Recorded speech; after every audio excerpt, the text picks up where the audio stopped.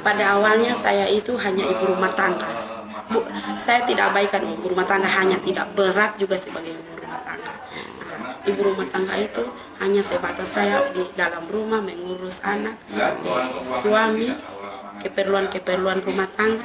Saya tidak pernah keluar untuk mencari informasi tentang desa karena saya pikir itu bukan saya punya hak. Balik lagi, kalau saya urus juga apa kata pemerintah, siapa sih ngana? Nah, itu juga yang saya ingat. Setelahnya saya ikut sekolah perempuan, ada undang-undang desa. Oh, wow, bahwa ternyata perempuan ini punya keterlibatan dalam pembangunan desa. Ada kuota-kuota di sana.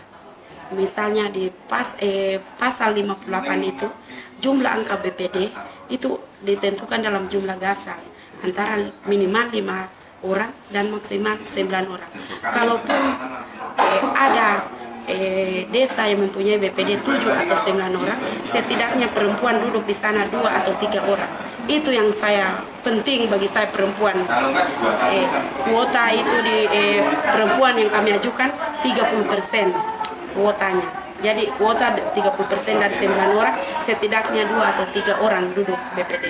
Nah, ada 3 hal yang paling penting yang saya petik dalam undang-undang desa yang harus saya kembangkan di desa saya. Yang pertama itu tadi, keterwakilan perempuan dalam BPD.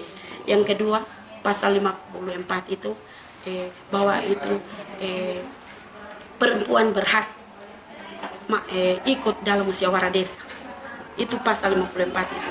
Masyarakat berhak ikut dalam musyawarah desa. Kita kan perempuan kan masyarakat juga. Nah, kemudian yang ketiga di pasal 63 di situ dikatakan BPD melaksanakan kewajibannya berkeadilan gender. Nah, berkeadilan gender berarti dia harus rata. Kepentingan perempuan juga harus di situ diperhatikan, bukan cuma hanya kepentingan laki-laki. Nah, itu tiga hal penting dalam undang-undang desa yang harus sebagai aset saya sebagai perempuan.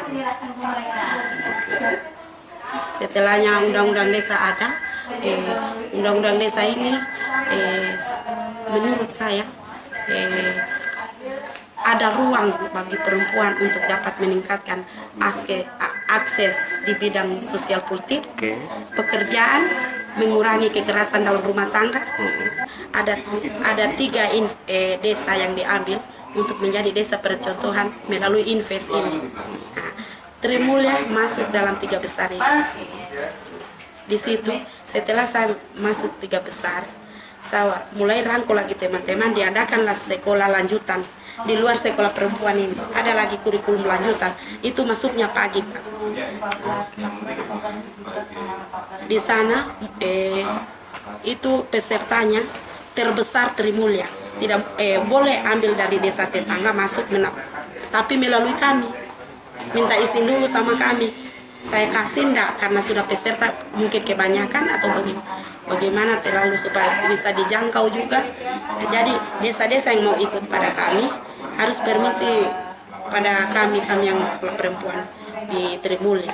Jadi yang selama ini ikut Desa Kilo dan Maranda yang ikut. Kelompok perempuan terkait dengan isu undang-undang desa itu sekarang ibu-ibu sudah mampu menjadi fasilitator dan juga narasumber terkait dengan isu undang-undang desa, baik terhadap pemerintah desa maupun terhadap masyarakat di Kabupaten Poso. Kalau bicara tentang undang-undang desa di Kabupaten Poso, biasanya mereka akan membicarakan tentang bagaimana perempuan, kelompok sekolah desa dan sekolah perempuan itu terlibat secara aktif untuk menjadi orang yang pertama di garda depan, bukan cuma sosialisasi tapi yang paham dan juga mengerti seperti itu. Terkait dengan perkembangan dan dinamika isu undang-undang desa di Kabupaten Poso, khususnya yang dikelola oleh kelompok sekolah desa dan sekolah perempuan, saat ini ada 2 perkembangan utama. Yang pertama adalah perkembangan pengetahuan dan pemahaman tentang desa, pengetahuan dan pemahaman bahwa masyarakat punya hak dan bahkan berdaulat dalam proses-proses perencanaan, dalam proses pelaksanaan dan juga pengawasan pembangunan desa. Hal ini disadari betul oleh kelompok ibu-ibu, kelompok sekolah perempuan, sehingga mereka secara aktif melakukan mencari informasi, tapi juga melakukan pengawasan terhadap proses-proses pembangunan yang ada sekarang di dalam desa.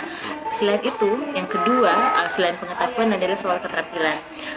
Ibu-ibu sekolah perempuan dan sekolah desa itu sekarang sudah punya kemampuan dalam melakukan pengumpulan data, termasuk juga mencari informasi yang lebih lengkap dari yang sebelumnya untuk mengimajinasikan tentang desa yang mereka harapkan. Pemahaman ini dan pengetahuan ini kemudian mendukung keterampilan yang sekarang sedang mereka punya, yaitu dalam upaya untuk menyusun RPJMDes dan juga RKPDes. Dua hal ini menurut saya dinamika yang sangat menarik dari proses-proses terkait dengan isu undang-undang desa di Kabupaten Poso, dan saya bisa lebih percaya diri untuk mengatakan bahwa kelompok sekolah desa, kelompok sekolah perempuan Musintu dan juga kerjasama dengan Invest di Kabupaten Poso menjadi bagian dari garda depan kelompok perempuan yang mengawal implementasi undang-undang desa.